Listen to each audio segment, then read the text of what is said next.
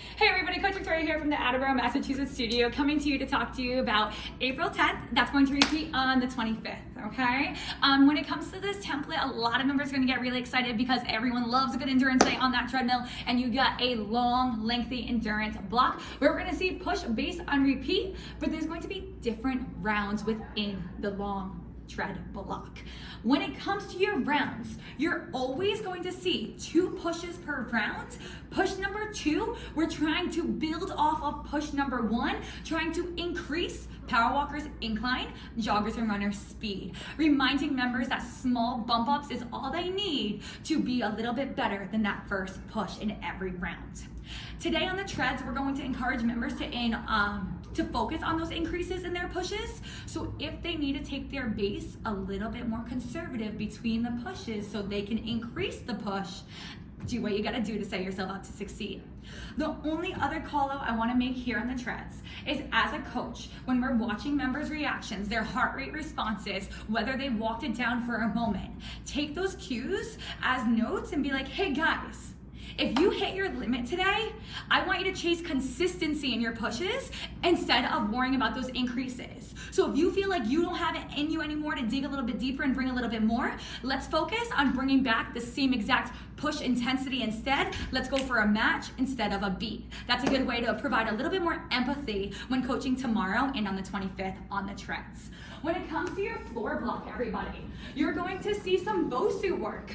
Now, in regards to BOSU work, something you really want to make sure you point out to members, it's going to challenge their stability, their ankle and hip stability. So a really good cue is to be like, hey guys, I want you to practice the pattern, the movement pattern, and perfect it before adding those dumbbells in and loading yourself up, because those dumbbells are only going to make it that much harder. So let's get down the confidence, perfect the movement, and then load up.